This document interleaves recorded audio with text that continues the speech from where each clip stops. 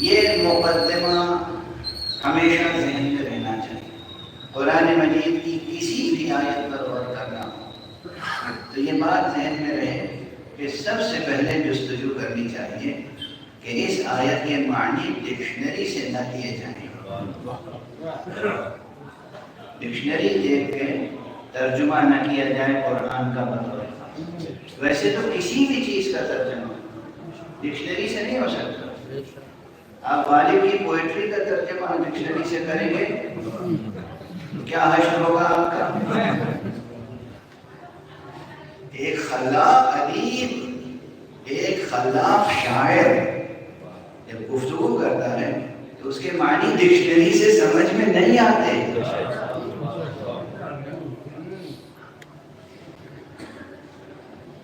چہ جائے خلاق زمین و زمان و زبان، خدا کا کہنا وہ آپ کی ڈکشنری سے سمجھ میں آئے گا.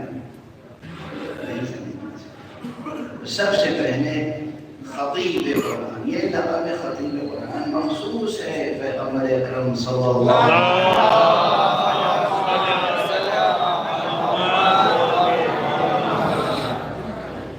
تو حضور تک پہنچے. کتنی ہی سادہ آیت، کتنا ہی آسان فطرت میں نہ نظر آئے، لیکن پہلے جستجو یہ کرنی چاہیے کہ حضور نے اس کے معنی کیا بتایا.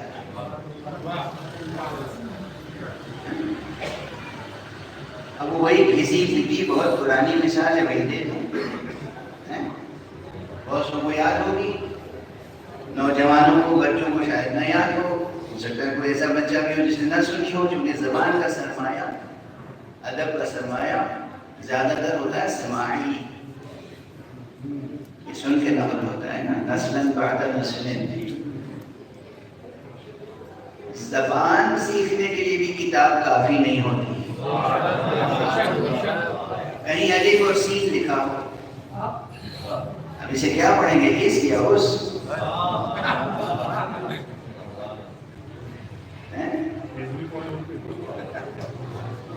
دیکھنا ہوگا کہ بولنے والے کا مقصد کیا ہے، اس ہے یا اس؟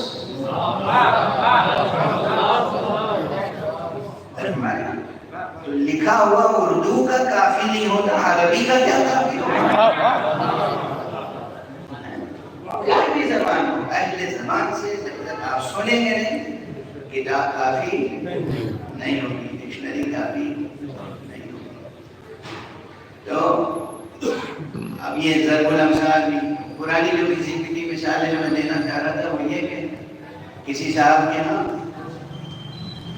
کوئی بن بلائے مہمان آ گئے تو صاحب خانہ نے کہا کہ روکو مت جانے. اور دوسرا کوئی موقع آیا ایسا ہی تو انہوں نے کہا روکو مت جانے. اب یہ دونوں موقعوں کے جملے لکھ دیجئے کاغذ پر. جب کاغذ پہ لکھ دیں گے تو یہ ہو جائے گا متشابہ. جب کہا تھا تو محکم تھا،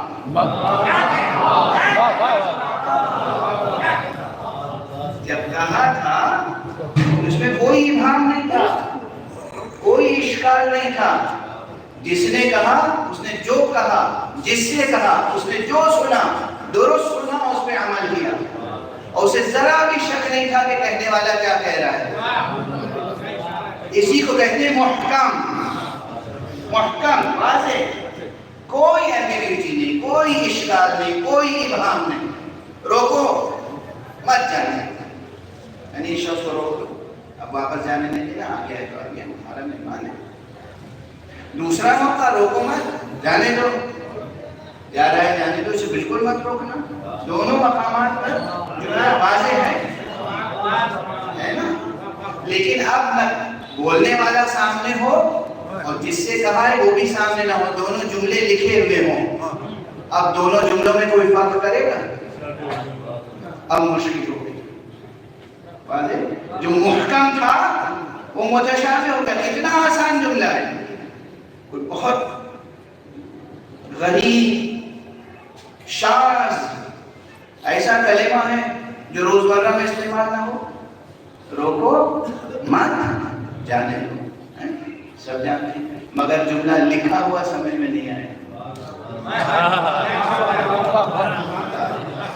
جب قرآن مجید نازل ہو رہا تھا تو خدا کہنے والا تھا، مصطفیٰ سننے والے تھے، سب معنی محکم تھے۔ اب ہمارے سامنے یہ لکھا ہوا ہے تو بہت سی آیتیں متشابہ ہیں، اور بہت سے مقامات میں یہ کہ بھئی یہ آیت بار بار کیوں ہے، یہ دوہرا کے ایک ہی آیت کیوں دہرائی جا رہی ہے۔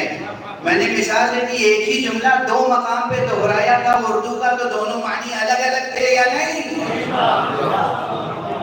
پہلی مرتبہ جب کہا تو الگ معنی تھے، دوسری مرتبہ جب کہا تو الگ معنی تھے، بالکل متضاد، بالکل متضاد۔ لیکن جب لکھا ہوا سامنے آیا تو دونوں کے ایک معنی سمجھ میں آئے۔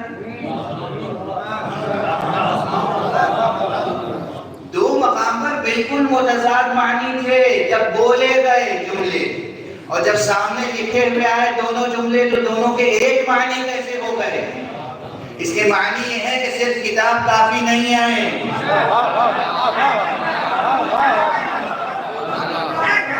اور اسی طرح یہ یاد رکھیے کہ قرآن مجید میں آسان سی مثال دے رہا ہوں، 114 مرتبہ اگر بسم اللہ ہے تو ایک ہی معنی میں نہیں ہے، اس کے 114 معنی ہیں۔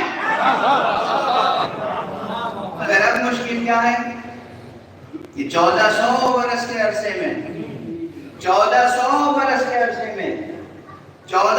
کے قریب تو ترجمے آ گئے ہیں مختلف زبانوں میں، اردو میں، فارسی میں، عربی میں، انگریزی میں، اسپینش میں، فرینچ میں، جرمن میں، رشین میں، ٹرکش میں، کتنے ترجمے ہیں؟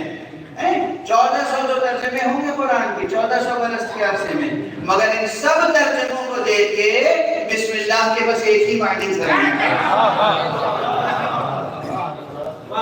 اور ہمارے اب کہیں گے آپ کہ ڈکشنری کافی ہے اور ترجمے کافی ہیں؟ صرف بسم اللہ الرحمن الرحیم، بسم اللہ الرحمن الرحیم اگر قرآن مجید میں 114 مرتبہ یہ آیت آئی ہے تو اس کے 114 معنی ہیں، ایک ہی معنی نہیں ہے۔ ایک صلوات پڑھ دیجیے۔